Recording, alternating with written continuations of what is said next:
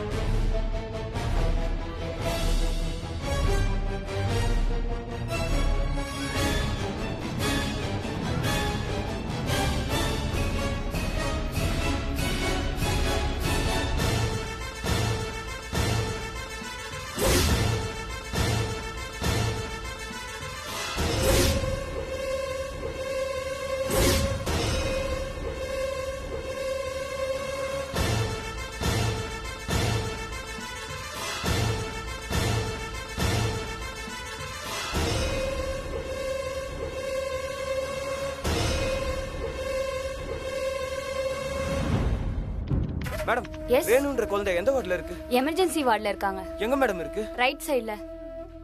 Okay okay, thanks madam. Okay.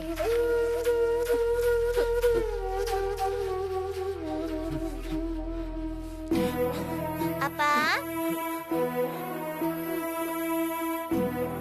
ஐயோ என்னம்மா தலையில இவ்வளவு பெரிய கட்டு, உனக்கு என்னாச்சுமா? அழாதீங்க, நம்ம குழந்தைக்கு ஒண்ணும் ஆகாது. நல்லபடியா ஆபரேஷன் முடிஞ்சிருச்சு. நம்ம குழந்தை நல்லாதான் இருக்கா. ஆபரேஷனா? என்ன தேவி சொல்ற? ஆமாங்க, நம்ம குழந்தை இப்ப உயிரோட இருக்கானா அதுக்கு அபிதாங்க காரணம். இந்த காலத்துல இப்படி ஒரு நல்லவங்களா? ஆமாங்க, நம்ம குழந்தைக்கு ஆபரேஷன் ஃபீஸ் கூட அவங்க தாங்க கட்டினாங்க. நீங்க வந்த உடனே பணத்தை வாங்கி தரேன்னு சொன்னதுக்கு அவங்க என்ன சொன்னாங்க தெரியுமா? முதல்ல குழந்தையோட ஹெல்த்த பாருங்க, எனக்கு தர வேண்டிய பணத்தை பாப்பாக்கு செலவு பண்ணி பாப்பாவை பாத்துக்கங்கன்னு சொல்லிட்டு போனாங்க. நமக்கு இவ்வளவு நல்லது பண்ணவங்களே நேர்ல பார்த்து நான் ஒரு தேங்க்ஸ் கூட சொல்ல முடியாம போச்சே. சரி விடுங்க, அவங்க டெல்லியில தானே இருப்பாங்க. ஒரு நாள் அவங்கள பார்த்து தேங்க்ஸ் சொல்லிட்டு ஆபரேஷனுக்கு அவங்க கட்டின பணத்தை திருப்பி கொடுத்துடலாம். சரிம்மா. மேடம், இந்த டேப்லெட்டை குழந்தைக்கு டைம்க்கு கொடுத்துருங்க, சரிங்களா? அதுக்கப்புறம் இத என் குழந்தைக்கு எந்த பிரச்சனையும் இல்ல? அதெல்லாம் எந்த பிரச்சனையும் இல்ல. ஆபரேஷன் நல்லபடியா முடிஞ்சிருச்சு. இனி பயப்படுற அளவுக்கு ஒண்ணும் இல்ல. இந்தாங்க, இத டைம்க்கு கொடுத்துருங்க.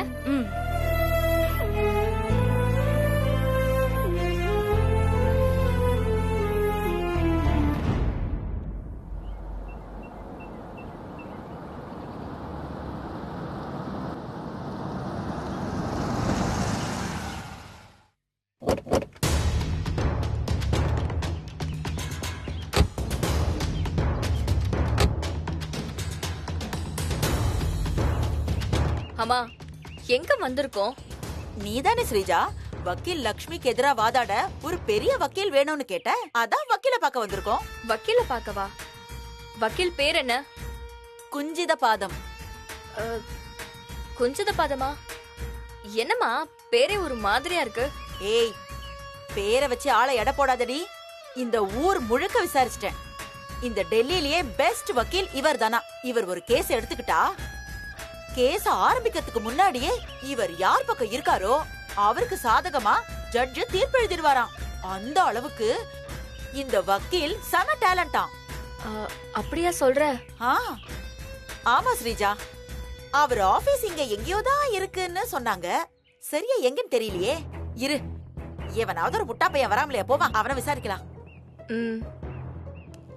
Hello hello sir sir sir, வக்கீல் குஞ்சித பாதம் ஆபீஸ் வேர்? தமிழ்லயே கேளுங்க, எனக்கு தமிழ் நல்லா தெரியும். அதோ இருக்கு பாருங்க, அதான் வக்கீல் குஞ்சிதபாதம் ஆபீஸ். குழந்தைகிட்ட கேட்டா கூட தெரியும்.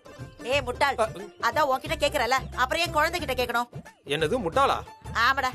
தமிழ் தெரிஞ்சவங்க கிட்ட தமிழ்ல பேசக்கூடாது போல இருக்கு. லூசுங்க போல இருக்கு. போறான் பாரு. அம்மா, எனக்கு என்னவோ இந்த வக்கீல் மேல கொஞ்சம் டவுட்டா இருக்குமா. எதுக்கோ இவரை பத்தி வேற யார்கிட்டயாவது விசாரிச்சு பார்க்கலாம்ல. அவ்வளவுதானே, இரு கேட்டுறலாம். இப்போ இன்னொரு முட்டாள் வராமலா போவான்? ஐயோ, இப்ப எந்த முட்டாள் வர போறான்னு தெரியலையே. அதோ ஒரு கேன பையன் வரான். Sir sir sir sir sir. என்ன விஷயம் சொல்லுங்க. ஓ, நீங்க தமிழா? ஆமா ஆமா. ஓ சார், இந்த வக்கீல் குஞ்சிதபாதம் கோர்ட்ல எப்படி நல்லா வாதாடுவாரா? என்ன மேடம் இப்படி கேட்டீங்க? சாமிய யாராவது சந்தேகப்படுவாங்களா? வக்கீல் சார் கோர்ட்டுக்குள்ள வந்தாலே கோர்ட் அலறி நடுங்கி போயிரும் மேடம். அவர் சிரிச்சாருன்னா அப்படியே கோர்ட்டே அதிரும். காட்டுல சிங்கம் கர்ஜிக்கிற மாதிரி கோர்ட்ல வக்கீல் சார் ஆர்குமெண்ட் பண்றது அனல் பறக்குமா. வக்கீல் சார் கோர்ட்ல ஆஜரானாலே ஜட்ஜு சார் பக்கம் தீர்ப்பு எழுத ஆரம்பிச்சிருவாரு. சூரியன் கூட மறந்து மேற்கே உதிக்கலாம். ஆனா குஞ்சிதபாதம் சார் தோக்கறதுக்கு சான்ஸே இல்ல. அவர்கிட்ட உங்க கேஸ கொண்டே கொடுங்க, நீங்க ஜெயிச்ச மாதிரி தான். சரி சரி, கிளம்புங்க. என்னது கிளம்பா? ஏய் போடா.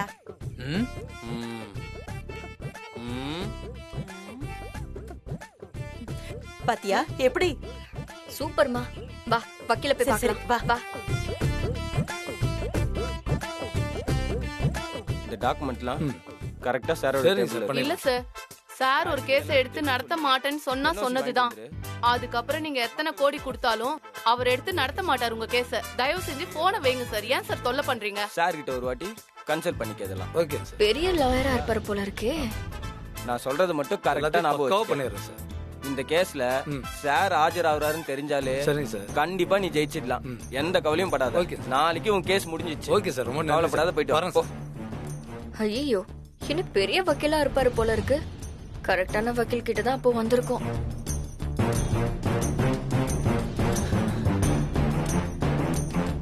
இவரை எப்படியாவது மடக்கி நம்ம கேஸ வாதாட வச்சா நம்ம கேஸ ஜெயிச்சிடலாம் போல இருக்கே.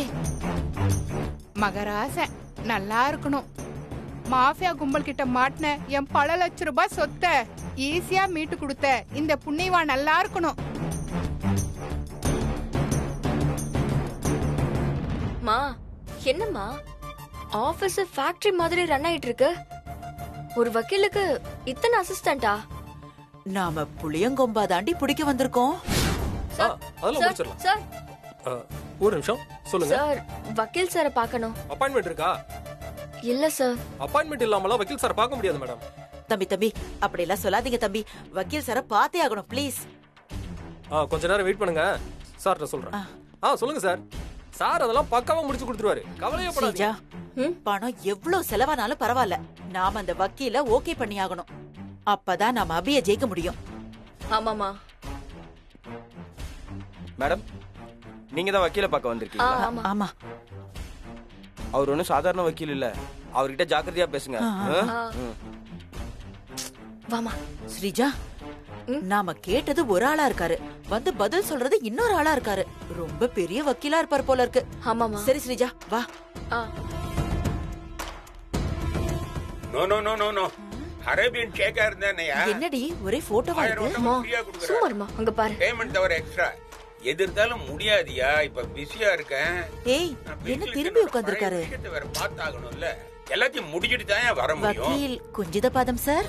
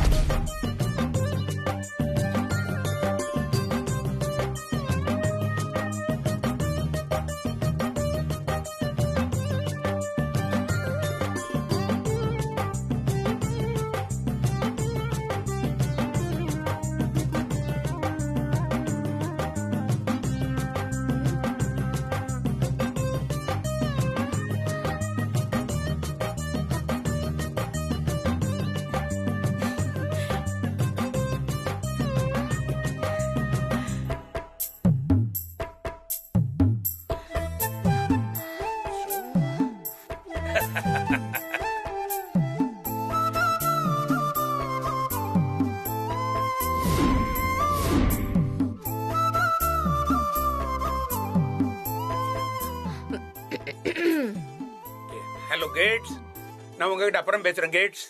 No no no no no, கிளையண்ட்டை வெயிட் பண்ண வச்சுட்டு பேசுற பழக்கம் என்கிட்ட கிடையாது. நான் அப்புறம் பேசுறேன், ஓகேயா?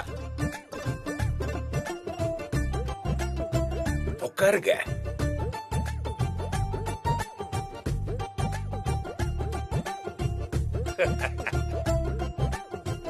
சொல்லுங்க, என்ன விஷயம்? போன்ல ஏதோ கேட்டுன்னு பேசிக்கிட்டு இருந்தீங்களே, கேட்டு வியாபாரம் பண்றவங்க கூடவா உங்க கிளையண்ட்? கேட்டு வியாபாரம்? என்னடி சிரிச்சுக்கிட்டே இருக்காரு? அமெரிக்கால பில் கேட்ஸ் இருக்காருல்ல, அவரை சொன்னேன். சும்மா இருமா. கேட்டு எனக்கு ரொம்ப ஃப்ரெண்டு. நான் அவரை பில்லுன்னு கூப்பிடுவேன், கேட்டுன்னு கூப்பிடுவேன், எப்படி வேணாலும் கூப்பிடுவேன். பில் கேட்ஸ் உங்க கிளையண்டா சார்? பில் கேட்ஸுக்கு நான் தான் லீகல் அட்வைசர். ஏதாவது ஒரு பிரச்சனை வந்துடுச்சுன்னா எங்கிட்ட தான் கேட்பான். என்ன பிசினஸ் ஆரம்பிக்கிறதுனால எங்கிட்ட தான் வருவான். வெளியில யார்ட்டையும் சொல்லாதீங்க, என்ன எனக்கு பிடிக்காது, தன்னடக்கம். ஸ்ரீஜா, பில் கேட்ஸ் யாரு?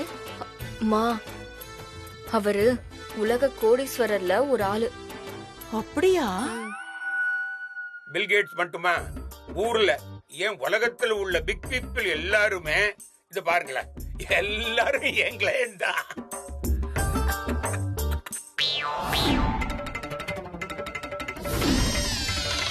ஷாருக் நான் தான் வந்து கொடுக்கணும், குஞ்சித வாங்க கொடுக்கணும். அவர் கொடுக்கலன்னு வாங்க மாட்டேன் அப்படின்னு உயிரை இருக்கிறான். மோடியோட விளையாடுறது என்ன? போட்டோவை பார்த்து அப்படியே மலைஞ்சு போயிட்டீங்க. என்ன சார், இப்படி பெரிய பெரிய ஆளுங்க கூட எல்லாம் போட்டோ எடுத்திருக்கீங்க? இவங்க எல்லாம் என்னோட clients. Sir, cricket player Bravo உங்க கிளையண்டா? ஆமா, ஆக்சுவலா கிரிக்கெட் ஆட இந்தியா வந்த போது ஒரு சின்ன லீகல் ப்ராப்ளம் வந்துடுச்சு. அதை நான் தான் சரி பண்ணி கொடுத்தேன். ஆமா, அதுல இருந்து எனக்கு ரொம்ப க்ளோஸ் ஃப்ரெண்ட் ஆயிட்டான். அவன் எனக்காக என் கிரவுண்ட்லயே வந்து கிரிக்கெட் ஆடுறேன்னு நான் பார்த்தேன். ஓஹோ.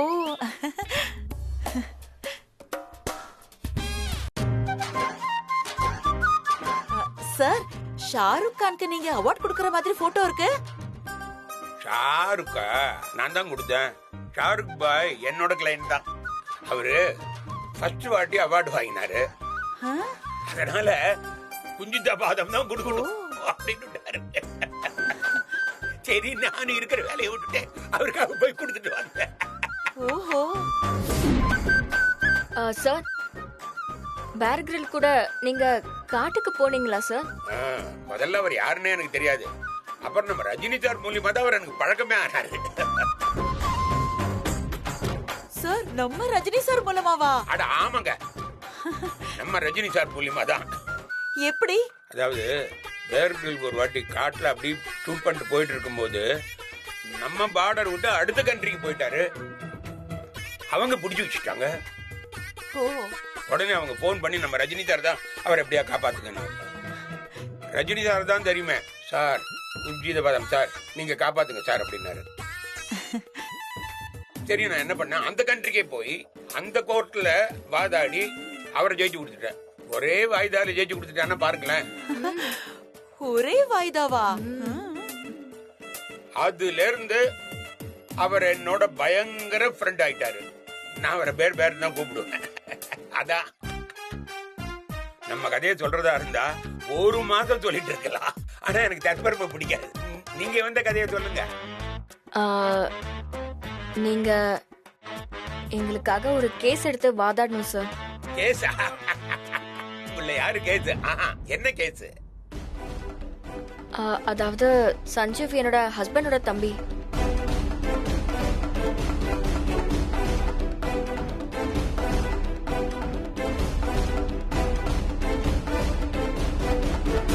இந்த கேஸ் அவங்க ஹை கோர்ட்டுக்கு எடுத்துட்டு போறேன்னு சொல்றாங்க. எப்படியாவது அவனுக்கு நீங்க தான் சார் தூக்கு தண்டனை வாங்கி கொடுக்கணும். அத நான் சகஜமா பண்ணுவேனே.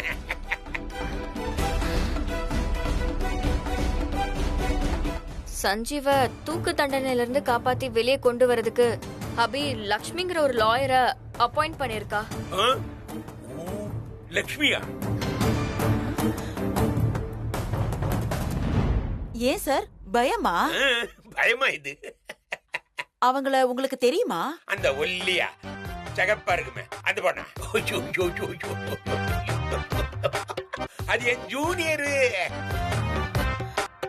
குட்டி பொண்ணு அப்படியே கிட்டு கிட்டு கிட்டு கிட்டு என் கால் கட்டியா ஓடிட்டு இருக்கும். அதான் யோசிச்சுட்டு இருக்கேன். அது என்ன பார்த்தா அப்படியே பயந்துக்க போகுது. வக்கீல் லக்ஷ்மி எதிர்த்து நீங்க கோர்ட்ல ஆஜராகணும் சார். சஞ்சீவ் தூக்கு தண்டனையில இருந்து தப்பிக்கவே கூடாது. கோழி பொறுக்கி வந்துடுச்சு, சிக்குதான்னு பாப்போம். Okay madam, accepted. சஞ்சீவுக்கு தூக்கு தண்டனை வாங்கி கொடுக்கறது ஒன்றும் பெரிய பிரச்சனை இல்லை. ஆனா கொஞ்சம் செலவாகுமே. எவ்வளவு பணம் செலவானாலும் பரவாயில்ல சார். எவ்வளவு செலவானாலும் பரவாயில்லையா? அவங்கள அப்படியே மடக்கி போட்டுற வேண்டிதான். எனக்கு சஞ்சீவ் தூக்கு தண்டனையில இருந்து தப்பிக்கவே கூடாது, அவ்வளவுதான். சரி, அட்வான்ஸ் எவ்வளவு கொடுப்பீங்க? எவ்வளவு வேணாலும் தரேன் சார். ஒரு 5 lakhs உங்களுக்கு ஓகேவா? 5 லட்சமா? நாம 1000க்கு பிளான் பண்ணா லட்சமா கிடைக்கும் போல இருக்கே. சொல்லுங்க சார், உங்களுக்கு எவ்வளவு வேணும்? நீங்க சொன்ன மாதிரி அந்த 5 லட்சமே கொடுத்துட்டு போங்க. டேபிள்ல வச்சிருங்க, நான் கையால கூட தொட மாட்டேன். இந்த 5 லட்சத்தை நான் எடுத்துக்கிறேன், மிச்சத்தை அப்புறமா வாங்கிக்கிறேன். சரிங்க சார், கோர்ட்ல பார்க்கலாம். கோர்ட்ல பார்க்கலாம். மேடம்,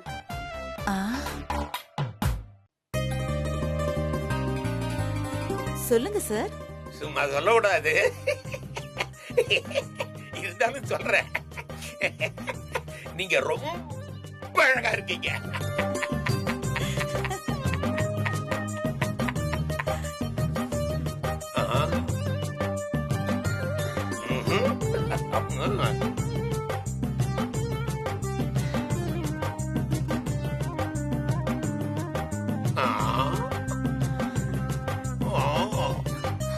அடிப்படி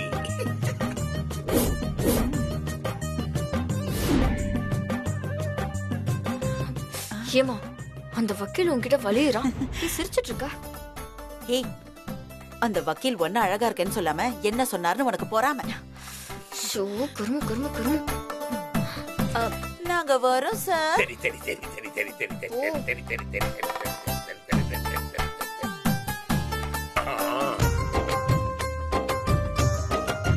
கோழி மாட்டும்னு பார்த்தா தங்க முட்டை இடுற வாத்தில திக்கி இருக்கு. இத லேசல் விடக்கூடாது. முட்டை போடுற வரைக்கும் போட்டு அதுக்கப்புறம் முட்டையை உள்ள இருந்து புடுங்கி எடுத்து மேக்சிமம் கைமா பண்ண வேண்டியதான். சார் சார் என்ன சார், செட்டப்லாம் ஓகேவா? பணம் வந்துடுச்சா? வந்துடுச்சாவா? நம்பி பணத்தையும் கொடுத்துட்டு போயிடுச்சு. Okay okay sir. ஏய், இந்தாங்க, இந்த பணத்தை எடுத்துக்க, எடுத்து என்ஜாய் பண்ணுங்க. திருப்பி நான் கூப்பிடும் போது ரொம்ப நன்றி சார். ஓகே, வரேன் சார். என்ஜாய் பண்ணலாம். உல்லாச உலகம் உனக்கே சொந்தம், ஜல்சா செய்யடா செய்யடா செய்யடா.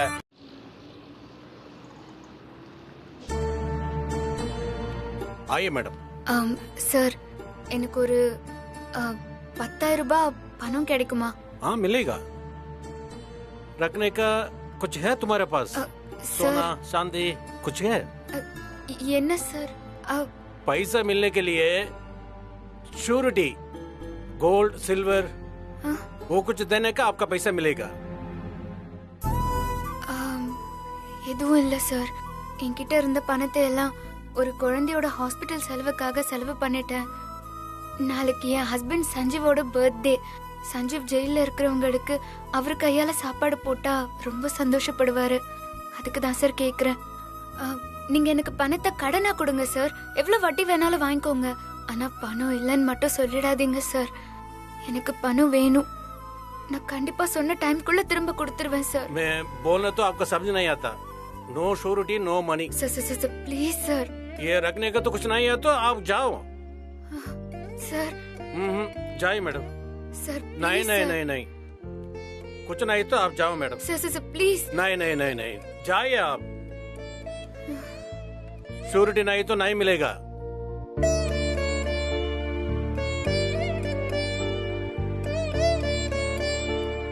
अरे जा ना।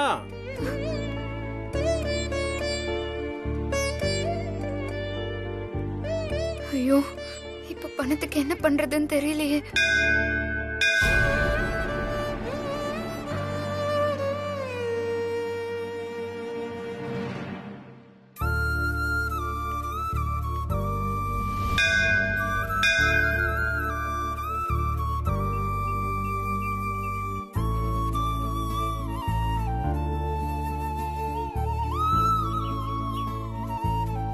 குழந்தை உயிரை காப்பாத்தணுங்கிற வேகத்துல கையில இருந்த காசு எல்லாம் குழந்தை ஆபரேஷனுக்கு செலவு பண்ணிட்டேன். குழந்தையோட அம்மா ஆபரேஷனுக்கு செலவு பண்ண காசை திருப்பி தரேன்னு என்கிட்ட சொன்னப்பவும் கஷ்டத்துல இருக்கிறவங்க கிட்ட காசை திருப்பி வாங்க என் மனசு ஒத்துக்கலமா. அதான் காசு வாங்காமலே வந்துட்டேன். ஒருத்தவங்க உயிரை காப்பாத்துறது எவ்வளவு முக்கியமோ அதே அளவு முக்கியம்தான் பசியில இருக்கிறவங்களுக்கு சாப்பாடு போட்டு அவங்க பசி ஆத்துறதும். பல வருஷமா நல்ல சாப்பாடே சாப்பிடாத ஜெயில் கைதிங்க சஞ்சீவ் பிறந்த நாள் அன்னைக்கு நல்ல சாப்பாடு சாப்பிட்டு சஞ்சீவ வாழ்த்துனா அந்த புண்ணியம் சஞ்சீவ காப்பாத்தோன்னுதான். ஜெயில இருக்கிற கைதிங்க எல்லாருக்குமே சஞ்சீவ் கையால சாப்பாடு போடலான்னு இருந்தேன்.